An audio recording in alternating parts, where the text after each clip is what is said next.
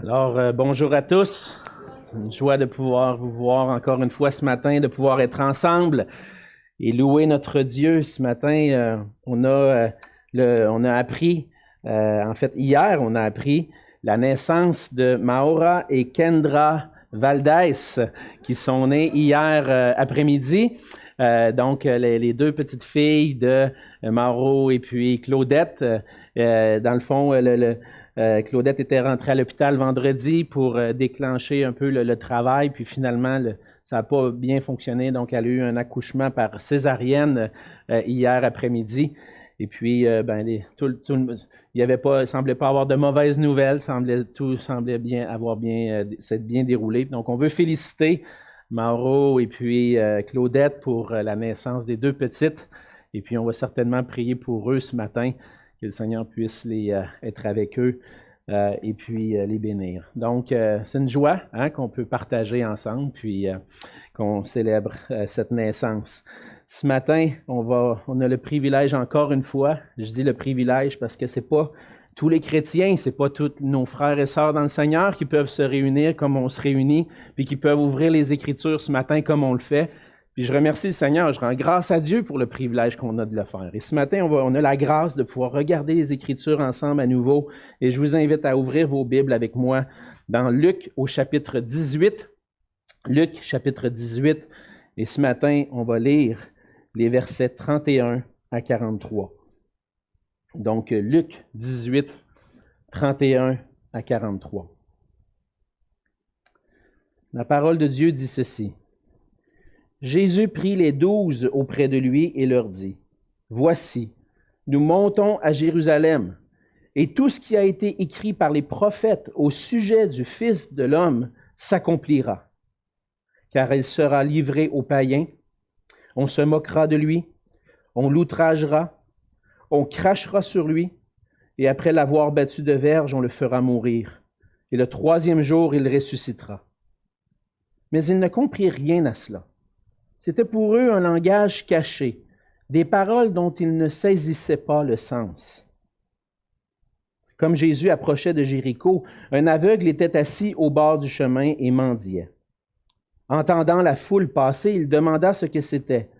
On lui dit, « C'est Jésus de Nazareth qui passe. » Et il cria, « Jésus, fils de David, aie pitié de moi. » Ceux qui marchaient devant le reprenaient pour le faire taire. Mais il criait beaucoup plus fort, « Fils de David, aie pitié de moi! » Jésus s'étant arrêté, ordonna qu'on le lui amène. Et quand il se fut approché, il lui demanda, « Que veux-tu que je te fasse? » Il répondit, « Seigneur, que je recouvre la vue. » Et Jésus lui dit, « Recouvre la vue, ta foi t'a sauvé. » À l'instant, il recouvra la vue et suivit Jésus en glorifiant Dieu. Tout le peuple, voyant cela, loua Dieu. On va se courber dans un mot de prière.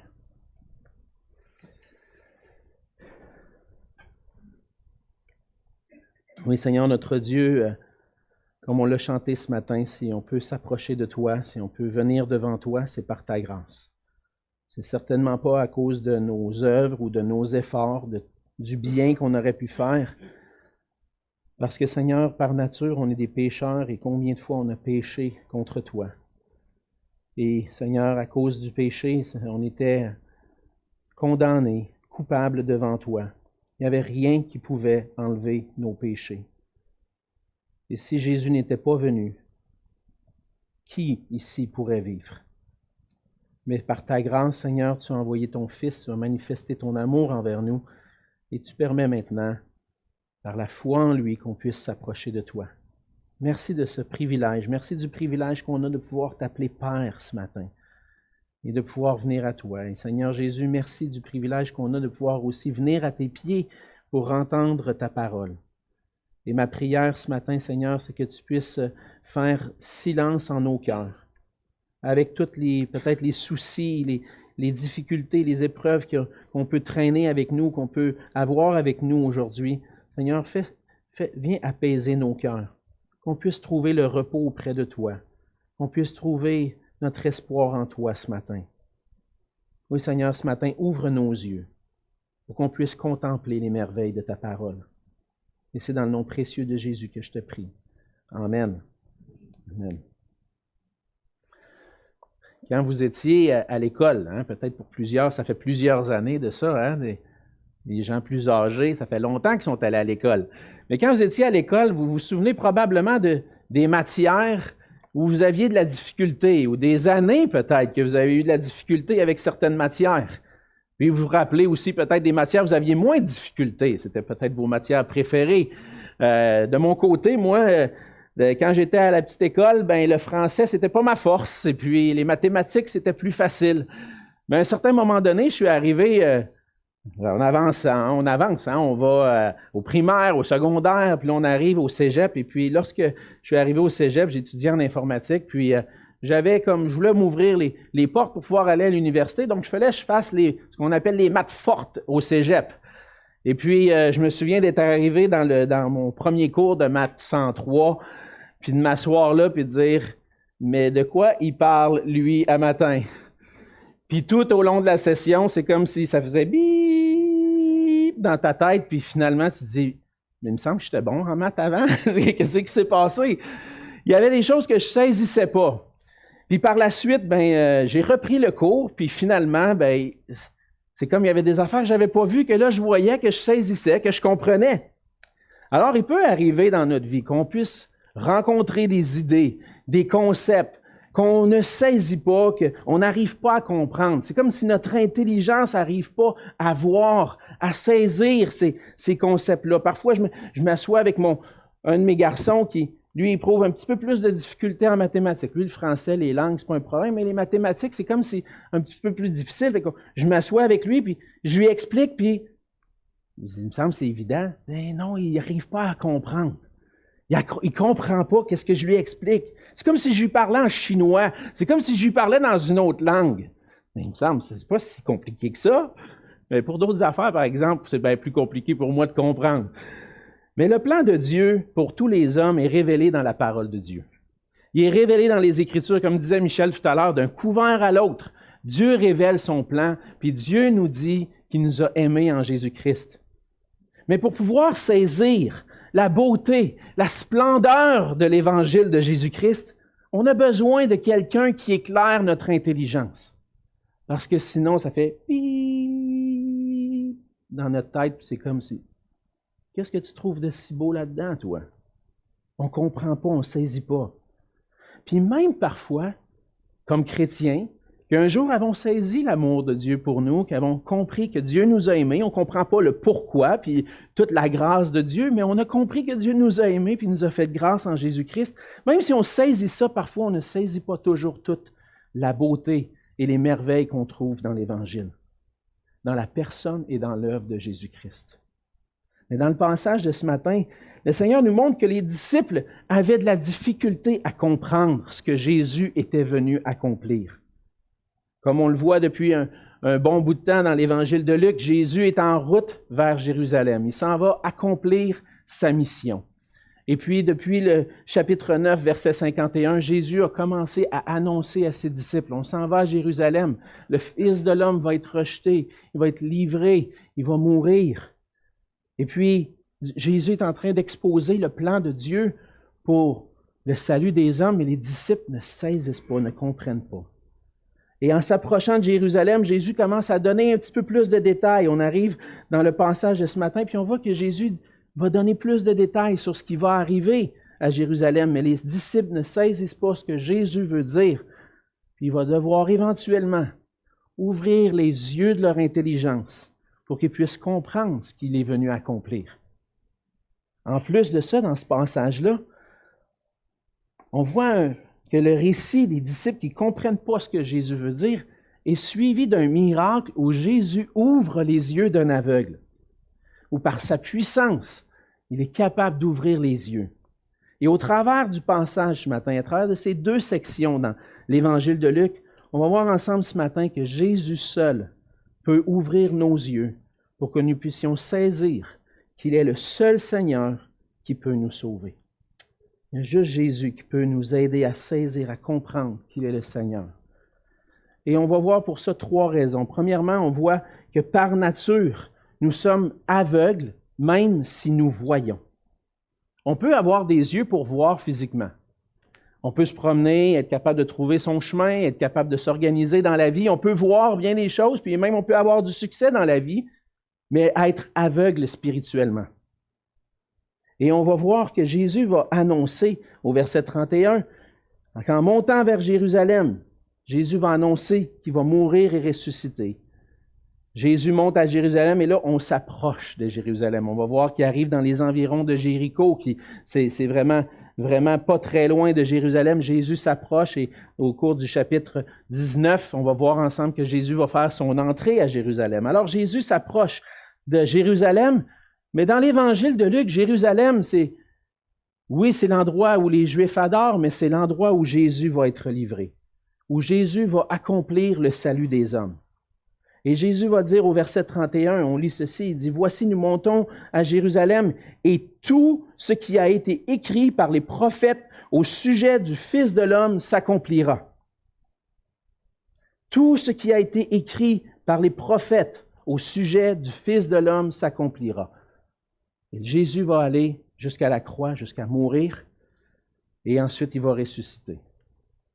Alors, ce qu'on voit dans le passage ici, c'est que la croix, ce n'est pas un accident de parcours dans le ministère de Jésus. Si aujourd'hui, plusieurs peuvent penser que dire, Jésus, c'était un homme bien ordinaire, mais quand même, il y avait un bon message, mais les gens autour de lui, ils ne voulaient pas accepter son message, fait qu'ils ont décidé de le tuer. C'est comme s'il n'a pas réussi à convaincre le monde autour de lui, fait ils l'ont tué, puis ça s'arrête là. Mais c'est plus que ça, la croix. Oui, ça fait partie de ça. Oui, Jésus, les gens n'ont pas reçu son message, ils l'ont rejeté, ils l'ont crucifié, mais c'est plus que ça. La croix, c'est le plan de Dieu qui avait été révélé longtemps d'avance. Tout ce qui a été dit dans les prophètes était au sujet de Jésus qui allait mourir et ressusciter. Jésus, pour lui, la croix, ce n'est pas un accident de parcours, mais l'accomplissement du plan parfait de Dieu pour le salut des hommes. Par sa mort et sa résurrection, Jésus apporte le salut, le pardon des péchés, la vie éternelle. Et pour ça, il va devoir être, comme on le voit au verset 32, livré aux païens. Il va falloir qu'on se moque de lui, qu'on l'outrage. On va cracher sur lui, on va le battre de verge, on va le faire mourir. Mais pourquoi Jésus avait besoin de mourir? Pourquoi c'était l'accomplissement du plan de Dieu que Jésus aille à la croix? Et comme on le voit dans l'Évangile, Jésus est venu à la croix pour nous sauver, mais pour prendre sur lui la condamnation à cause de nos péchés, parce qu'on est des pécheurs. Puis Jésus s'est rendu à la croix pour recevoir cette condamnation, cette punition qu'on méritait. Il a été puni à notre place et il est mort pour que nous puissions avoir le pardon des péchés. Et Jésus, par la suite, est ressuscité. Les paroles qui sont mentionnées là, c'est Jésus qui les mentionne alors qu'il est en route vers Jérusalem. Et on le sait avec la fin de l'Évangile de Luc que ces paroles-là se sont accomplies. Que Jésus n'a pas juste parlé en l'air, c'est vraiment arrivé. Mais alors que Jésus s'approche, monte à Jérusalem, Jésus annonce qu'il va être mis à mort, qu'il va ressusciter, mais les disciples ne comprennent pas le sens des paroles de Jésus. On voit au verset 34, ils ne comprirent rien à cela. C'était pour eux un langage caché, des paroles dont ils ne saisissaient pas le sens. Jésus n'était pas en train de leur parler en chinois littéralement. Il leur parlait dans une langue qu'ils comprenaient. Ils comprenaient les mots, la syntaxe, tout ce que Jésus disait, ils comprenaient. C'était dans leur langue à eux. Mais ils ne saisissaient pas le sens. Ils ne comprenaient pas ce que Jésus était en train de dire. Pourtant, c'est clair, Jésus va mourir, puis il va ressusciter. C'est ça qui va m'arriver. Oui, mais non, ça ne marche pas. Ça ne marche pas avec ce qu'on connaît de l'Ancien Testament. Ça ne marche pas avec ce qu'on dit à propos du Messie. Le Messie, il va venir, il va être le roi, la descendance de David. Il va être le roi qui va venir nous délivrer Israël de l'emprise des nations qui, depuis longtemps, nous gèrent. Il va nous délivrer. C'est pas ça que les Écritures disent. C'est pas ça que les prophètes annoncent. Un Messie qui va mourir sur une croix, qui va être rejeté. Pas ce qu'on comprend. Et c'est ça que les disciples ne saisissaient pas. Ils ne saisissaient pas les Écritures. Ils ne comprenaient pas que Jésus devait venir. Que Jésus va venir un jour pour régner, mais que premièrement, il venait pour donner sa vie. Avant d'être le roi qui allait être couronné, Jésus devait être passé à travers le rejet, la souffrance, les moqueries, les crachats, être livré, être jusqu'à la mort. Parce que ce que les disciples ne saisissaient pas, c'est que le problème d'Israël, le problème du peuple de Dieu, le problème des hommes, c'est pas de ne pas avoir un roi qui règne sur eux, mais c'est la raison qui les a amenés à cet endroit-là. Qu'est-ce qui a amené Israël à plus être prospère, à plus vivre dans l'harmonie, d'avoir son territoire, puis d'avoir toujours des peuples autour qui les attaquent? Qu'est-ce qui les a amenés là? C'est leur cœur qui s'est détourné de l'Éternel. Leur cœur s'est détourné de Dieu. C'est ce qu'on voit dans l'Ancien Testament. Dieu a fait une alliance avec Israël. Il leur a promis d'être dans un pays où coule le lait et le miel, de vivre en harmonie avec eux, à condition qu'ils suivent ses lois. Mais ils ne l'ont pas fait à cause de leur cœur méchant, leur cœur rebelle à Dieu. Ils se sont détournés de Dieu pour aller vers les idoles.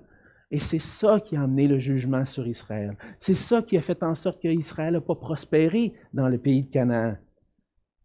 Et le problème d'Israël, notre problème en tant qu'être humain, ce n'est pas un problème politique, mais c'est un problème de cœur. Le péché, la rébellion envers Dieu. Et Jésus, pour venir régner, a besoin de venir solutionner notre problème de cœur. Et il va le faire en allant mourir à la croix et ressusciter pour le pardon de nos péchés. Et quand Jésus dit qu'il va être livré à la mort, les disciples ne comprennent pas comment ça peut accomplir les Écritures, mais plus tard, les disciples ont compris. Ont compris qu'est-ce que Jésus voulait dire. Ils ont compris au moment où Jésus leur a ouvert les yeux pour comprendre. Et c'est ce qu'on lit un peu plus loin dans l'Évangile de Luc, vers la fin, après sa mort et sa résurrection. On lit que les disciples ont compris ce que Jésus était venu accomplir dans Luc 24, les versets 44 à 47. Puis il leur dit, c'est là ce que je vous disais, lorsque j'étais encore avec vous, lorsqu'on allait vers Jérusalem. Vous vous souvenez, je vous parlais, j'allais mourir, j'allais ressusciter. Vous vous souvenez de ça? Qu'il fallait qu'il s'accomplisse tout ce qui est écrit de moi dans la loi de Moïse, dans les prophètes et dans les psaumes. Alors, il leur ouvrit l'esprit afin qu'ils comprennent les Écritures. Et il leur dit, ainsi il est écrit que le Christ souffrirait, qu'il ressusciterait des morts le troisième jour, et que la repentance et le pardon des péchés seraient prêchés en son nom à toutes les nations, à commencer par Jérusalem. Pour que les disciples puissent comprendre les Écritures, comprendre le plan parfait de Dieu pour son peuple, il fallait que Jésus leur ouvre l'intelligence, il fallait qu'il leur ouvre les yeux. Ils avaient beau voir physiquement, mais ils ne voyaient pas le plan de Dieu, ils ne comprenaient pas le plan de Dieu. Et par la suite, on sait que les disciples ont compris. Lorsque le Saint-Esprit est descendu, on voit ça au début du livre des Actes, ils sont allés par la Judée, la Jérusalem, la Judée, la Samarie, jusqu'aux extrémités de la terre pour proclamer le pardon des péchés et la vie éternelle. Ils sont proclamés ce qu'avant ne comprenaient pas. Là, ils comprenaient, parce que Jésus leur avait ouvert les yeux. Mais de la même façon, les Écritures nous disent qu'on est naturellement aveugle, qu'on ne saisit pas le sens des Écritures. Dans Éphésiens 4, l'apôtre Paul va dire dans les versets 17 et 18, « Voici donc ce que je dis, et ce que je déclare dans le Seigneur, vous ne devez plus marcher comme les païens qui marchent selon la vanité de leurs pensées. Ils ont l'intelligence obscurcie, ils sont étrangers à la vie de Dieu à cause de l'ignorance qui est en eux et à cause de l'endurcissement de leur cœur. Par nature, notre intelligence est obscurcie. On ne peut pas saisir la beauté de l'Évangile et du plan de Dieu. Un peu plus loin, l'apôtre Paul va dire dans 2 Corinthiens 4, les versets 3 et 4, il dit « Si notre Évangile est encore voilé, il est voilé pour ceux qui périssent, pour les incrédules dont le Dieu de ce siècle a aveuglé l'intelligence, afin qu'ils ne voient pas briller la splendeur de l'évangile de la gloire de Christ, qui est l'image de Dieu. Même si on voit de nos yeux, on vient dans le monde avec un aveuglement spirituel, puis on ne peut pas voir la beauté du plan de Dieu accompli en Jésus-Christ. Et tant et aussi longtemps qu'on ne reçoit pas Jésus comme le Christ, le seul sauveur qui accomplit notre salut, qui ouvre nos yeux, on reste des aveugles. Cette semaine, j'ai eu, par la grâce de Dieu, l'occasion de diriger un service funéraire. Puis c'était un homme et une dame, dans le fond, c'était le service d'un homme qui a fréquenté l'Église ici pendant plusieurs années, mais là, longtemps. Ce monsieur s'appelait Richard Labranche, et puis son épouse est toujours en vie, puis voulait avoir un service funéraire, donc on m'a contacté, puis je suis allé. Elle dit, moi, je veux que les gens entendent l'Évangile. Moi, je veux entendre que les gens de ma famille qui ne croient pas, je veux qu'ils entendent que maintenant, Richard, il est avec le Seigneur.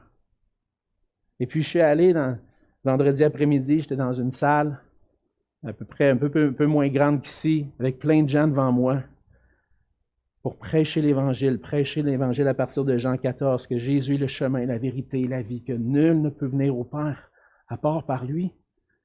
Puis j'étais devant ces gens-là, puis je voyais les gens regarder à terre. Puis j'étais comme quelqu'un qui prêchait dans le désert. C'était triste, j'étais attristé de voir ça. J'étais habitué de prêcher à des gens qui ont un cœur ouvert, pas toujours, mais des fois, souvent oui, qui veulent l'entendre, la parole. Ils viennent ici le dimanche parce qu'ils veulent l'entendre. Et là, tu te places devant des gens qui sont là pour, OK, on va honorer cet homme-là, on va se souvenir de lui, mais on peut-tu passer ce bout-là? C'est pas évident. C'est pas évident. Mais ces gens-là sont aveugles. Ils ont besoin de Jésus qui leur ouvre les yeux. Parce que ce que moi je prêche, ce que moi j'enseigne, ce que la parole de Dieu enseigne, l'Évangile, c'est beau, c'est merveilleux, mais tant et aussi longtemps que Jésus n'ouvre pas nos yeux, on ne peut pas voir. Le Seigneur a besoin de faire cette œuvre-là dans nos cœurs. Et c'est pour ça qu'on a besoin de prendre exemple sur l'aveugle qu'on voit dans le passage qui suit.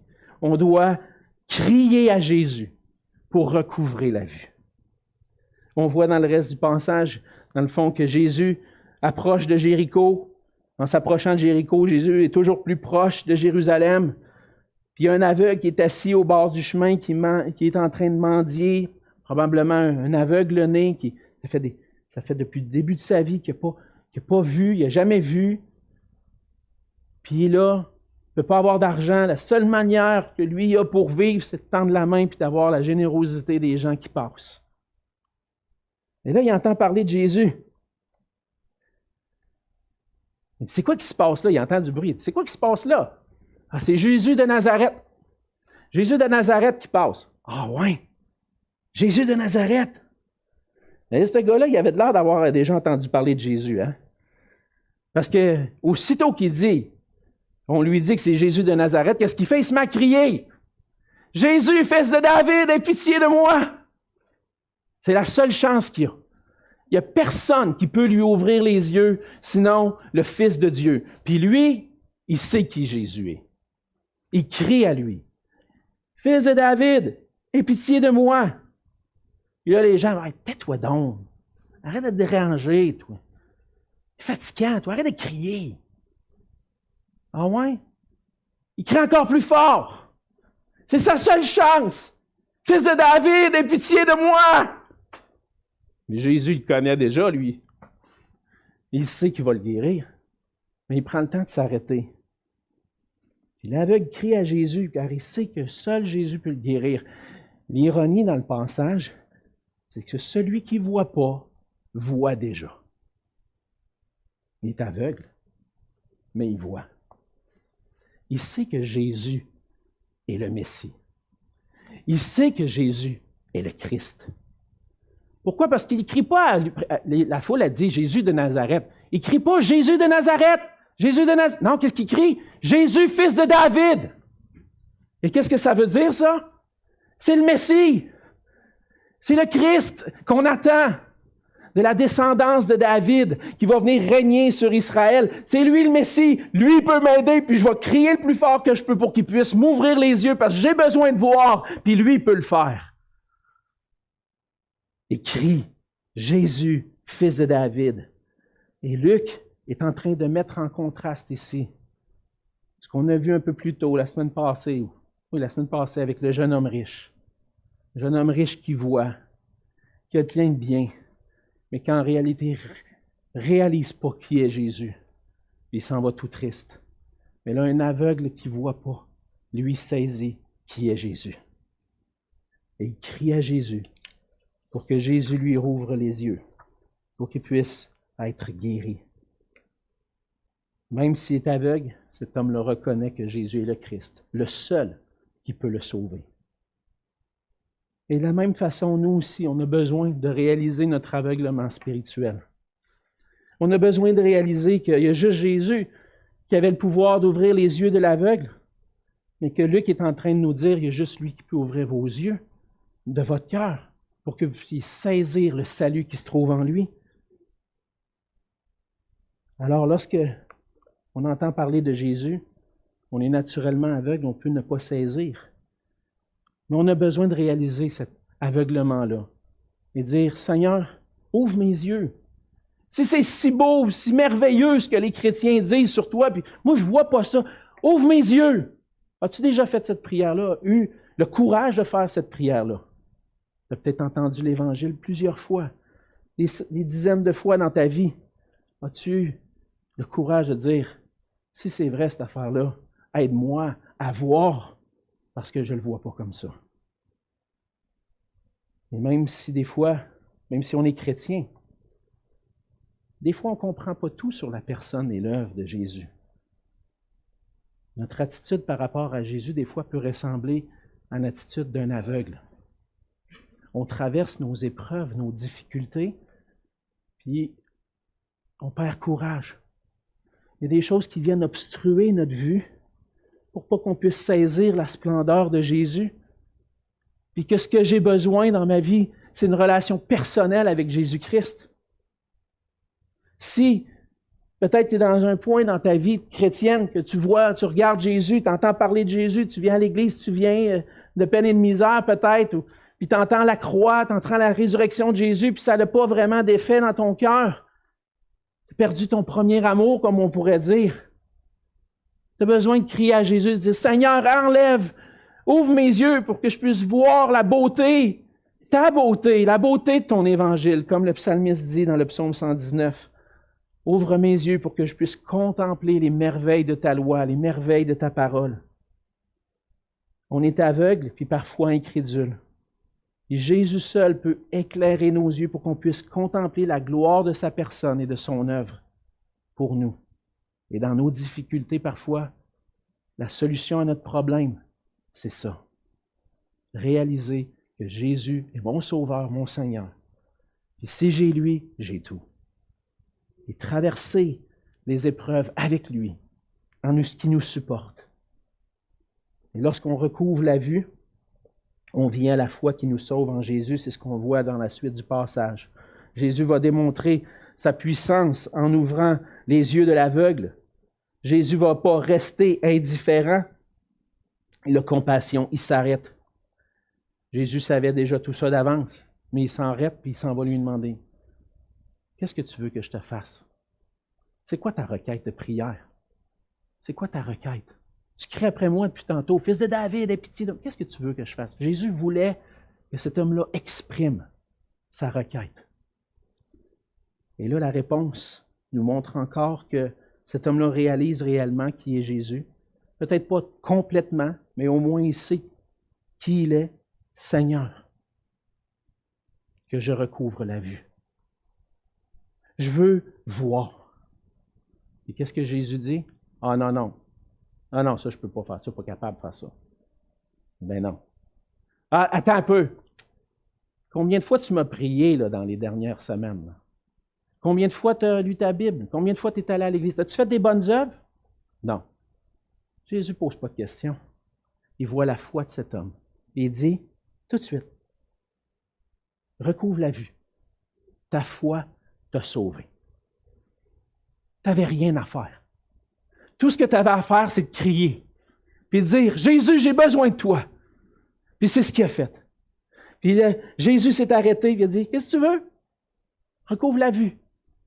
Je veux recouvrir la vue. Ta prière est exaucée parce que tu as eu la foi. Et sa prière est exaucée encore plus parce qu'on voit que Jésus a dit, ta foi t'a sauvé. Tu as eu la foi en moi. Tu as eu la foi que je pouvais ouvrir les yeux. Mais tu avais la foi que je pouvais plus que ça te sauver. Tu as réalisé qui j'étais. Tu es le Messie. Et on voit avec cette expression-là qui est utilisée plusieurs fois dans Luc, ta foi t'a sauvé. Il dit ça à la femme qui a une perte de sang. Il dit ça à d'autres personnes par la suite, aux lépreux, si on se souvient bien, le Samaritain qui a été guéri, ta foi t'a sauvé. Ça va plus loin que juste être guéri. C'est être sauvé de son état de pécheur pour être maintenant un disciple de Jésus-Christ. Et c'est ce qu'on voit. Et à travers ça, Jésus, à travers le fait qu'il accomplit ce miracle-là, Luc veut montrer que Jésus est le Christ qui est venu accomplir les paroles du prophète Ésaïe. Et là, on revient un petit peu en arrière dans Luc au chapitre 4, quand Jésus était dans la synagogue et il a lu le prophète Ésaïe qui disait « L'Esprit du Seigneur est sur moi parce qu'il m'a oint pour annoncer une bonne nouvelle aux pauvres. Il m'a envoyé pour guérir ceux qui ont le cœur brisé, pour proclamer aux captifs la délivrance et aux aveugles le recouvrement de la vue, pour renvoyer libres les opprimés, pour publier une année de grâce du Seigneur. » Jésus manifeste à travers ce miracle, qui était le Messie promis. Et par la foi en Jésus, cet aveugle-là est sauvé. Et on voit qu'il devient un disciple de Jésus. Hein? À l'instant, verset 43, à l'instant, il recouvra la vue et suivit Jésus en glorifiant Dieu. Il a réalisé qui est Jésus. Jésus l'a guéri, puis il dit, maintenant, moi, je vais suivre Jésus. Puis il donne la gloire à Dieu pour ça. Parce que Dieu a permis qu'il soit guéri. Par sa foi, cet homme-là est transformé. De la même façon, quand le Seigneur ouvre les yeux de notre cœur, notre vie est transformée. On comprend que Jésus est le Messie, le Seigneur glorieux. On reçoit Jésus comme le seul qui peut sauver de nos péchés, le seul qui nous fait part de la grâce de la vie éternelle. Et on s'engage à le suivre fidèlement, à marcher avec lui, puis apprendre à lui faire confiance de jour en jour. Puis notre vie maintenant est un objet, un instrument pour la gloire de Dieu. Si le Seigneur t'a ouvert les yeux, si tu as réalisé réellement qui tu es, suivre Jésus, ce n'est pas une option, puis donner gloire à Dieu, ce n'est pas une option. Ça doit faire partie de ta vie.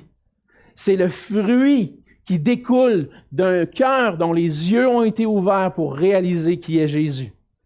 Et maintenant, on marche dans l'obéissance à la gloire de Dieu. Celui que Jésus conduit à la foi glorifie Dieu et marche avec lui. Dans ce passage, on a vu ce matin que juste Jésus, seulement Jésus peut ouvrir nos yeux pour qu'on puisse saisir qu'il est le seul Seigneur qui peut nous sauver. Et cette vérité-là souligne le fait qu'on est naturellement aveugle et qu'on ne peut pas comprendre le plan de Dieu. Parce qu'on est aveugle, on a besoin de crier à Jésus. Ouvre mes yeux. Aie pitié de moi pour qu'on puisse recouvrer la vue. Et lorsque par sa grâce, le Seigneur redonne la vue, on marche par la foi. On place notre confiance en lui. On s'engage à le suivre et à vivre pour la gloire de Dieu. En fait, si nous voyons réellement, puis on croit réellement de tout notre cœur ce que Jésus a accompli pour notre salut, il est impossible que cela nous laisse indifférents. Lorsqu'on voit que Jésus est le Seigneur, on s'engage à le suivre, à lui obéir. On ne veut plus vivre pour nous-mêmes maintenant. On veut vivre pour la gloire de Dieu. As-tu vu la beauté de la personne et de l'œuvre de Jésus-Christ que l'Évangile présente? As-tu vu ça? Vois-tu que la puissance de Dieu a été manifestée par la croix, par la mort et la résurrection de Jésus pour qu'on puisse avoir le pardon de nos péchés, la vie éternelle? As-tu vu ça? Si tu n'as pas vu ça encore, crie à Jésus. Aie pitié de moi. Je veux te voir comme tu le dis, comme c'est. Et si tu l'as vu, ça devrait te pousser à l'adoration. Et on rencontre, comme je disais tout à l'heure, des épreuves dans nos vies qui vont faire en sorte que des fois notre foi défaille. La semaine passée, on a chanté un chant que j'aime beaucoup puis qui va bien avec le passage. Ouvre les yeux de mon cœur. Je désire te voir. Tu es le Dieu saint, tu es le Dieu merveilleux, tu es le Dieu tout-puissant qui m'aime, qui peut m'accompagner dans mes épreuves. Ouvre les yeux de mon cœur pour que je puisse te voir. Ça devrait être notre prière de jour en jour, frères et sœurs, pour qu'on puisse le découvrir. Et comment je vais le voir? Dans sa parole. Ouvre les Écritures. Lis les Écritures. Étudie les Écritures. Médite les Écritures. Dis au Seigneur, éclaire mon intelligence, je veux te voir dans ta parole. Je veux voir ta gloire. Parce que la gloire de Dieu resplendit sur la face de Christ, ce qu'il a accompli pour nous. Alors, ma prière pour nous, frères et sœurs, c'est que le Seigneur puisse nous donner des yeux pour voir sa gloire. Qu'on puisse le suivre avec un amour profond, une ferme foi en lui, puis une espérance qu'un jour on va être avec lui pour toujours, qu'on puisse le glorifier. Prions ensemble. Seigneur notre Dieu, merci pour ta parole. Merci Seigneur Jésus, parce que tu nous montres à travers cette parole que tu es le seul qui peut ouvrir nos yeux. Et Seigneur, tu fais cela par ton esprit. Tu viens ouvrir notre intelligence. L'apôtre Paul dit aux Corinthiens que c'est seulement l'homme spirituel qui peut saisir les choses spirituelles. Seigneur, fais de nous des hommes et des femmes spirituels qui ont les yeux ouverts, qui saisissent de plus en plus qui tu es. Et qu'au travers des difficultés de la vie, Seigneur, qu'on ne puisse pas te perdre de vue, qu'on puisse apprendre à se confier en toi, à marcher avec toi. Et Seigneur, viens faire cette œuvre dans mon cœur, dans le cœur de mes frères et sœurs. Puisses-tu être glorifié par nos vies comme tu es digne d'être glorifié. À toi soit toute la gloire, Seigneur Jésus, pour ce que tu as fait pour nous. À toi soit l'honneur, la puissance, au siècle des siècles. Amen.